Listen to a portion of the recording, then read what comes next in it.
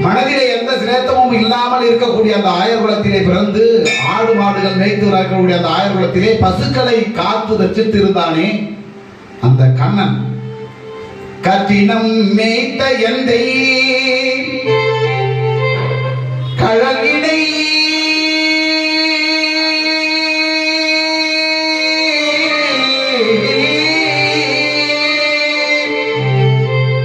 கற்றினம் மேய்த்த எந்தை கழகினை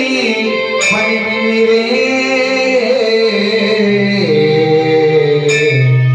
கடலினை பணிமினிரே